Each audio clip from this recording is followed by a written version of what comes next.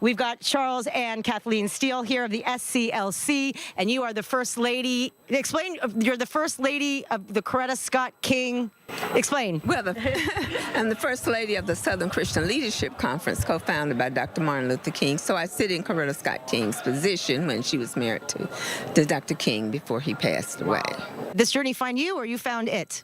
Well, first of all, I found my wife before I became president. I'm a former state senator out of Tuscaloosa, Alabama. I'm the first black state senators from Tuscaloosa since Reconstruction.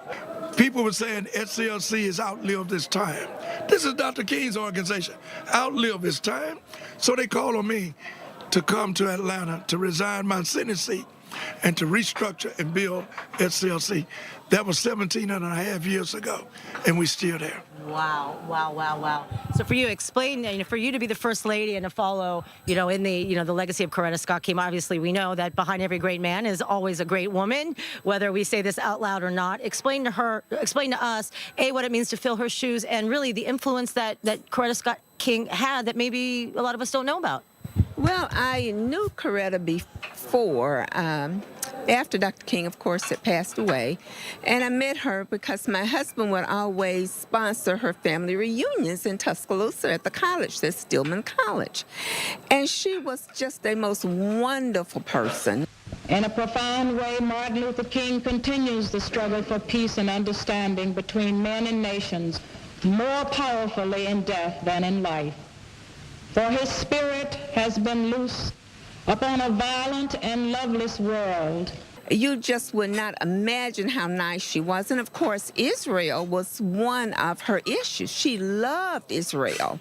And she talked about Israel, and she really pushed Dr. King to look into what was happening in Israel. And so that's what got his interest in Israel. I just want to do God's will. And he's allowed me to go up to the mountain. And I've looked over, and I've seen the promised land. Dr. King was such an inspiration. What Dr. King meant to Tuscaloosa, Alabama, and my wife and I, is that he listened very well. People didn't know that about Dr. King. Dr. King was a great listener. What Dr. King would do, let them exert themselves and explain themselves, and he just sit back very quietly. And at the end, he said, I see what you were saying, but this is what we need to do. And wow, that was so impactful in his negotiations. Wow. And with my wife working with Coretta Scott King, we were very close to her. The challenge to international understanding which we now face is at once a challenge between nations and a challenge within nations. Explain her connection to Israel and how that influenced her husband. Well, she basically just had passion for Israel. And so she did not like what was happening to some of the Israelis. And she looked at what blacks had been through in America. So she looked at slavery, and then she looked at what had happened with the Holocaust. And she just said, look, we have something in common. I may not get there with you, but I want you to know tonight that we as a people will get to the promised land. In the end, the Promised Land speech, was he trying to come to Israel before he died? Was he going to come to Israel? Yeah, she came, but he didn't? He was going to come. He was going to come. He was making plans to come. And that's when I came here, early 2000, when Prime Minister Ariel Sharon was the Prime Minister. And I brought 35 people with me. And it was because I was curious about Dr. King wanted to bring 5,000 African Americans to Israel. And in talking to Prime Minister Ariel Sharon, I committed to him that at some point we would fulfill that dream, that vision that Dr. King had to bring African Americans and Israel together, because it was a common bond. And that's who supported Dr. King for many of years during his struggle.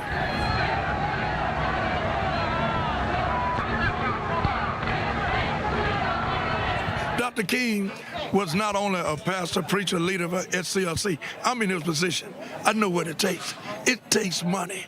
Civil rights is a resourceful movement, but it's also a business institution.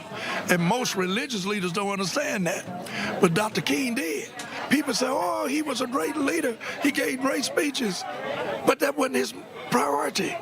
And I think this will be the only way that the Negro community and the allies in the white community will be able to bring these issues out in the open so that the communities involved will not be able to ignore the problem. Discrimination and what black people were going through in terms of the similarity of the Holocaust is very similar. So Dr. King was a fundraiser. And who did he depend on for the money? The Jews. Israel, American Jews, Jews throughout the world.